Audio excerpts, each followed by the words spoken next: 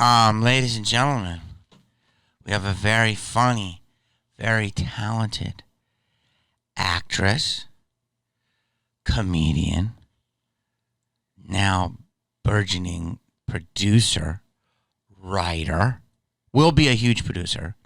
Have you ever directed? Oh, yeah. Director. I'm so glad you did your research. Have you directed?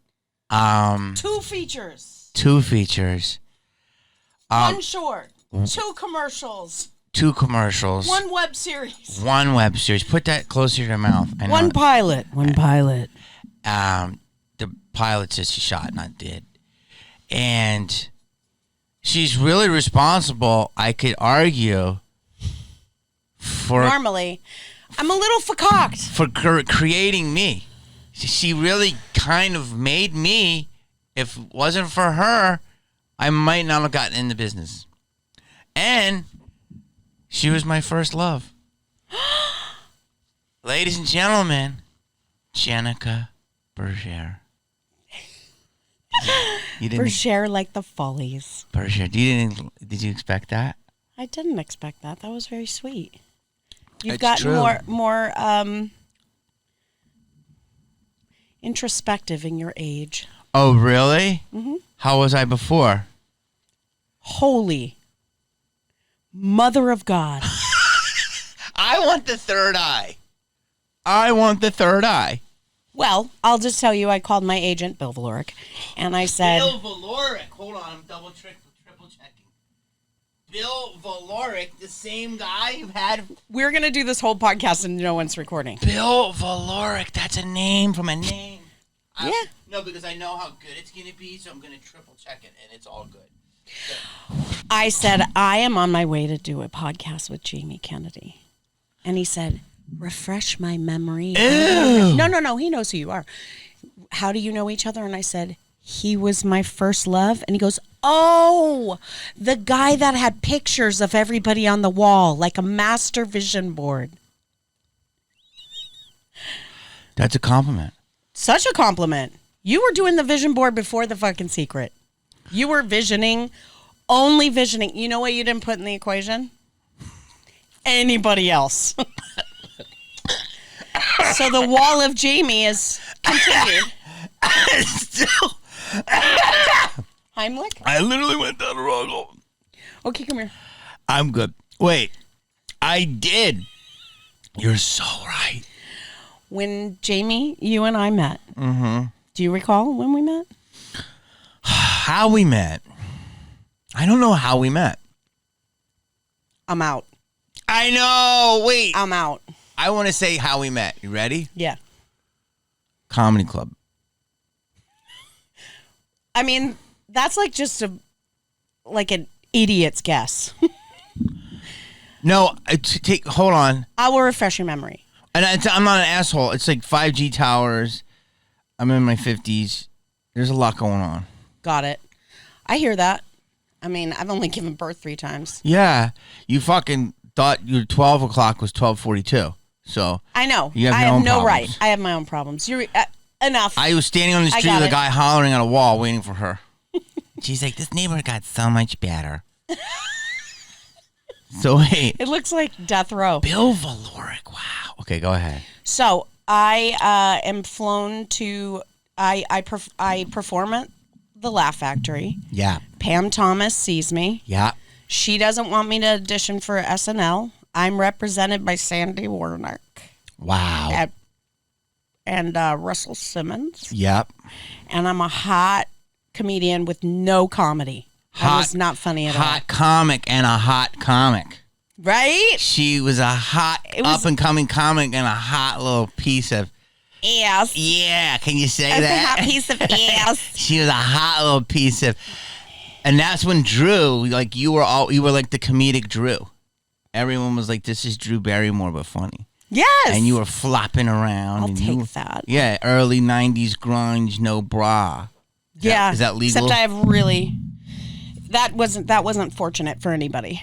Well, I think the audience was happy about it. Sure. Way before all these fucking comedy thoughts got in, you were an actual comedy who just happened to look like a thought. Would you agree with that? Yeah. Okay, so go ahead. So I get flown to New York City. This is fucking right. Manhattan. And the cool thing was the night before, Russell Simmons is my manager at the time. We meet. A limo picks me up. First of all, let me just say I was flown to New York City to audition for SNL. And you were how old? 19. Yes, I remember. They were like, this is Eddie Murphy with breastises. I don't think they had that much faith in me, but yes. So, and she's not black. But she's kind of black. She's black adjacent. Yeah, you're definitely black adjacent. I was definitely black adjacent. I mean, I still feel black adjacent. Yeah. You've never worn a sweatsuit you didn't like. Well said. Mm-hmm. So, I'm really hurt that I'm now using to guard my memory because it's amazing. Okay, I remember. Go ahead. So the cool thing was that day I get in the limo, go straight to the Time Cafe to meet Russell Simmons and Kimora. And we're having lunch. Chris Rock walks by and he goes, Chris, come sit down. He sit has down. that? I don't remember him talking like that. Chris? Okay. Yeah. Russell? Russell got a list. Oh, Russell does. Okay, not Chris. Yeah. Okay. And he said, sit down. She's up for SNL. This is a crazy white bitch from Thurman Oaks, California. She's not a Jap, though. She cool. Oh, my God. And she up for SNL, and what she got to do? And he goes, well, I can't do a Chris Rock. Let me see you do a Chris Rock. You're so good. I have to think, wait. You got to go somehow. Yeah. Well, there we go. Let me get sick. Well, if she's in this position, then I sound like Bill Cosby. Yeah. Then it's really about the prettiest girl wins. So Russell gets me in a limo, sends me back to the Paramount Hotel. I enter my hotel. He sends over a stylist, hair, makeup. I never worn a dress, like ever. Like not even at prom. At prom, I wore like a cool suit with a tie. Like I was that chick. Yeah. Right? This side of Courtney Love, but loved hip hop. Yeah, you were. That's a beautiful description. And early '90s, you were pre-grunge before Sarah Silverman. I mean, low key. Yeah. Low key don't want to flex, but yeah. So, they made me all beautiful, and that night he got me sets at all these clubs, and you couldn't get stage time, but you were flown based on your talent. Because Pam Thomas had seen you as well and kind of took you in her wing and then was kind of like your mom and it was weird. But that's another story. Because you have a mom, Josie. She does. God rest her soul. You know, she passed, but God Yes. rest her soul. But you know, Pam, yeah. So you're saying I was low-key trafficked to Malibu, Yes. to the Palisades. I mean, Drake Bell, Jamie Kennedy. Yes. I love Pam. If you're listening, she loved wine in a box. Franzia. That was her go-to. Go ahead. So I remember that night they were driving me around. I had like a dude with an umbrella, like I was P. Diddy. Yeah, you had Mr. Farnsworth. Yes. Farnsworth Bentley. Yes.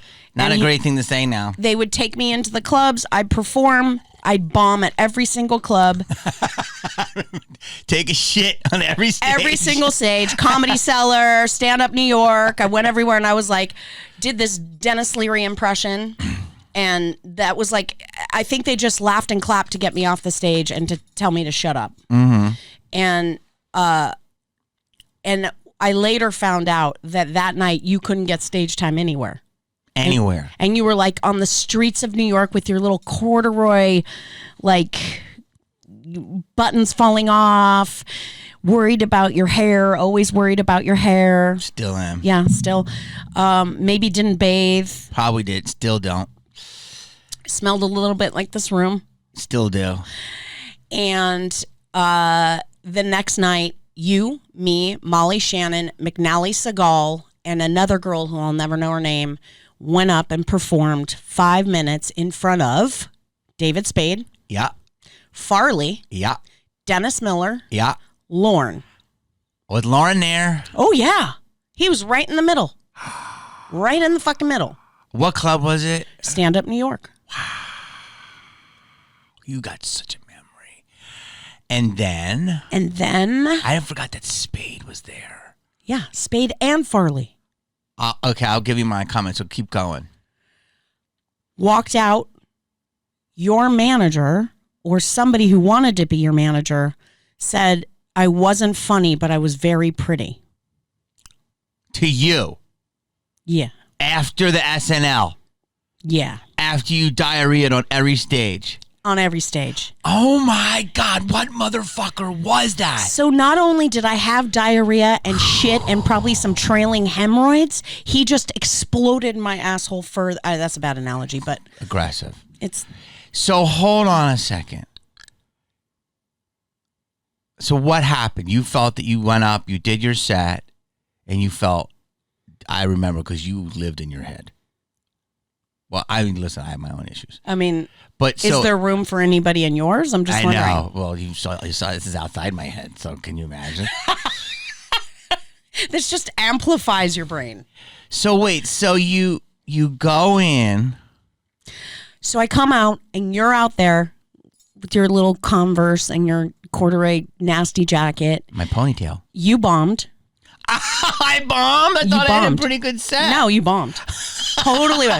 Josie, how you rap all the B-I-C-Y? Did I bomb because I wasn't good, or did I bomb? No, you were great. And so was I. Then why did we bomb? Audience sucked? Because we weren't really stand-ups at the time. We were just funny actors. You know, that were utilizing You watched me and you have the audacity to say I bombed. You bombed. God, I guess I blocked that out. But the way I see it is that you all bombed together. Did you bomb? Who bombed worse, me or you? Me. Okay, good. So you win. So wait, how did Molly do? Molly was committed. Okay. So she bombed too, but she was committed. And how did McNally do? She killed. And she had a wig, and the wig came off, and then there was a wig under that, and the wig came off of that, and there was another wig, and she was seasoned. She was fantastic. We all thought she was going to get it. And correct me if I'm wrong, no one got it. No one got it. Molly, Shannon, and I drove back in the limo. They picked us up the next day. Can I tell you something? And God rest his soul, when I came off, Chris Farley said, that was great, man. Down by the river. That was great. He patted me on the back. So was that just him being nice? So are you going to spend the rest of the day today saying I didn't bomb? Jenica said I bombed, but I didn't bomb. I think I got a couple. I did my Jim Morrison impression.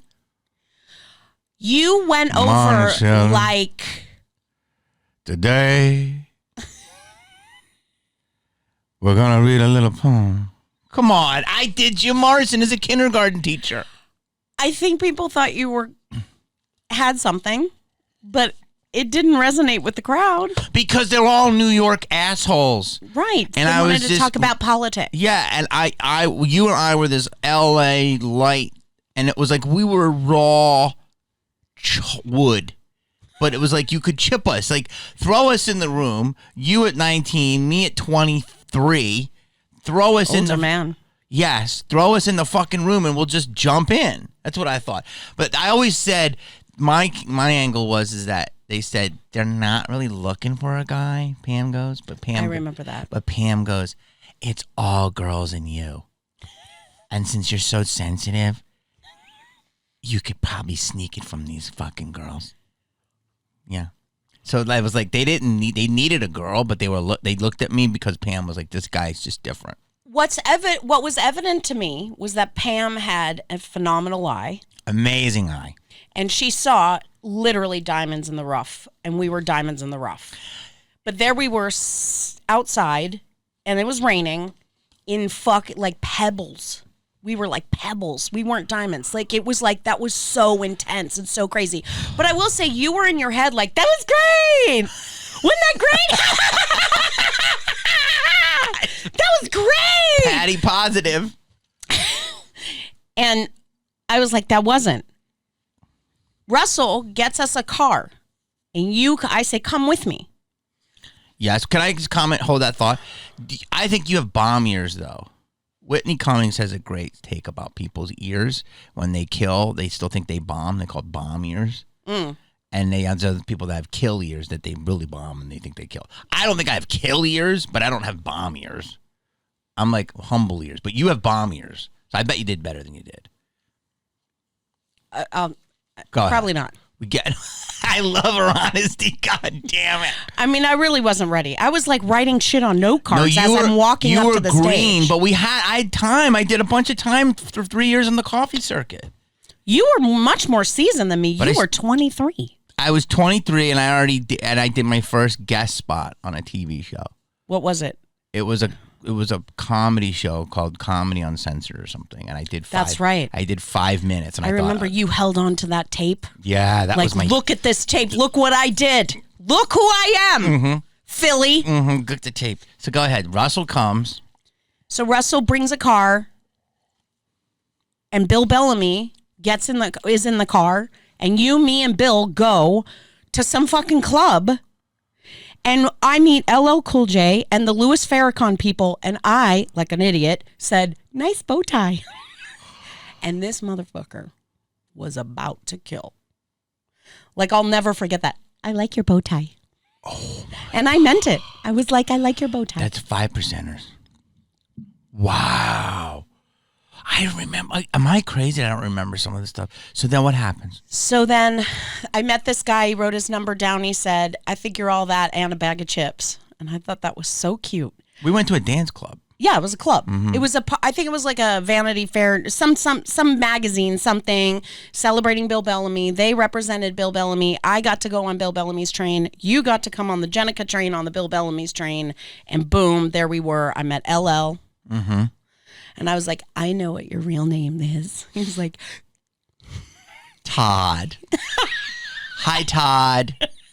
Todd Smith. But ladies love Cool James. Mm-hmm.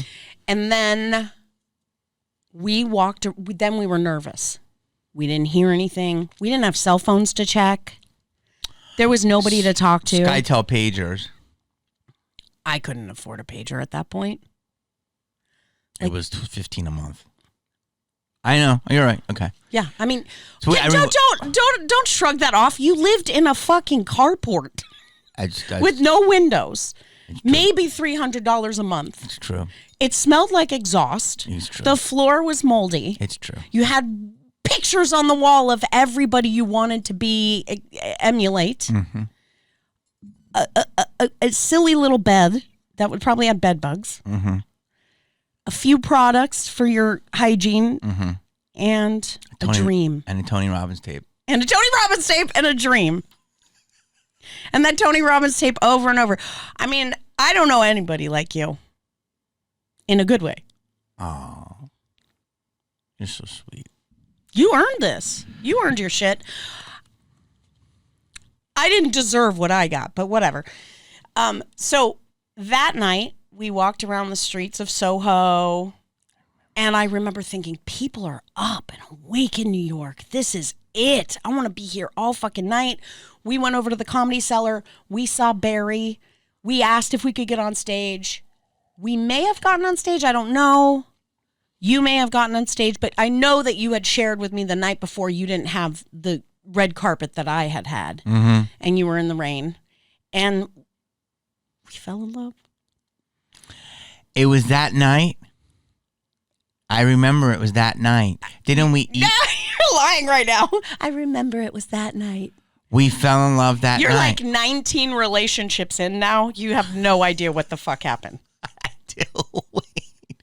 No, because we ate, and I remember laughing. Yeah. And we stayed up, I want to say, till 5 in the morning. 5, yeah. We stayed, and we did. We took this city over. Yeah. And it was one of the few times were you ever in New York before? New York. Were you ever in New York before? I was as a kid, but not in that. Yeah. I mean, we were flown to New York in 1994, apparently 30 years ago this month. And we went and were treated first class to audition for SNL at a wildly young age. She was just out of high school and would have been, and I would just been out of college. Yeah. and we were like there. Yeah. In the mix. And then like I thought I killed, and she knew she bombed. And he was, and you were the great white hope. Pasadena. You were the black Positive Patsy. Patsy, yes. You were black. You were with all black reps, and at the time, Russell's like Def Jam was just exploding, and they was like, "Yo, this is the Lily White Hope." Yeah, He actually would say, "You're the white hope." Yeah, you're the white hope. And so Let's get you on a thick arm. You were blessed. So wait, so then I remember. Oh God, that's right. That was New York. It was Jesus. God, that's so right. Oh my God. And then you had this shitty fucking car. I think you had to enter from a different door. The left. Couldn't the driver's side was fucked up. So wait, so tell me. And that was better than me because I had a scooter. You had a scooter. You were Spike Jones before Spike Jones. You did. You had a fucking Vespa. With a little basket on the back for my self-esteem. So wait, so we go, and then what happens? We go, and then we both go back to the hotel. And I find out I didn't get it. Did we hook up that night? Nope. No, we didn't. Nope. See that? You looked at me with those eyes, those blue sparkly eyes, and you were like, I think I like her. But I'm so focused on my career. Jen. 1,000%. When's it going to happen? But I think I like her. But I'm focused. Yes. I got to call Al Berman. Yes. So and we stayed in a beautiful hotel that was the size of this room. Yeah. It's the Paramount. Paramount. Oh, that night I came back and 2 girls were having sex in the room next to me. How do you know? Because I heard it. This? Oh, they were definitely scissor. I mean, I didn't hear the humping, but I heard the and then a different voice. Really? And I mean, I get a little excited thinking about it because I was sort of like, should I? I mean, I was really innocent Was the bean? Did you think about flicking the bean? No, I would never touch a vagina. Your own bean. Oh, my own bean. Probably. Because the rumor was that you were a hardcore lesbian. The rumor is always that, and I've never. And you've never been. You're strictly. I'm strictly hetero. You're strictly dickly. Like you're a. Like that's gonna be the name of my memoir. Strictly Dickly. You're a tough. Jenica Bergere. You're a tough chick that has the intensity of a man but loves men. I do. You love a dude. You love a dude, and that's. Well, we'll go back to that, but that's what your appeal is. It's because you're so funny. Like you go at it, and these things come out of you. We're similar in the sense where we don't. I mean, it's really hard for me to write. I'm not gonna lie. Like I can't believe I made a career off of like ideas, and then I help get formulated them. But brilliance will come out mid emotion, and that's how you are. Oh. You are, and then you'll be. I'll never forget. We had a huge fight, but I want to go back to this. We had a massive fucking fight, and you said some quote in the middle of the fight. I'm like, and then you said some quote, and I go, "Oh my God, that's brilliant!" You go, "Awesome, Jamie. Write it down. Slap it on the wall. Put it up there." I'll never forget. That is so fucking true. I never forget that. It was mid-fight, but you said this brilliant line. I'm like, that's so good. You go, awesome, Jamie. Write it down. Slap it on the wall. Because no one could compete with that wall. I had everybody. But no one could compete with that wall. That wall was your best friend. Mm-hmm. That was your shining hope. There was no... I'm surprised we even fell in love. I'm surprised you left the door open. Are you saying I'm a narcissist? What's the mentality here? Yes. But I'm a loving narcissist. Narcissists aren't always Trump. They aren't always bad people. Oh boy. Here we go. She said it. I didn't say it, guys. They're gonna come for you. Are they? I hope QAnon comes for me. I got a lot of Trumpies in here. But wait, narcissism, no, is usually not self-aware at all. I'm very self-aware. Yeah, you have that weird dichotomy. That's maddening. Yes. Wait, I want to go back and then I want to go back to that. So go back. So you came back. When you found out that night from who? No, that morning. They said a car will be there at 10 a.m. to pick you up. I'm listening to the two chicks have, lesbian love. Bump. And then I called my parents on a payphone. We had payphones. And I said, I don't think that it's going further. And my dad said, well, that's all right, kid. Did they pay for the room? I was like, Her yeah. dad, brilliant jazz musician. He was amazing. Artist, brilliant. I love that you loved him too. I love him. Just like I love Bobby. Mm-hmm. Anyway, so and I get in the limo and Molly Shannon's in the limo.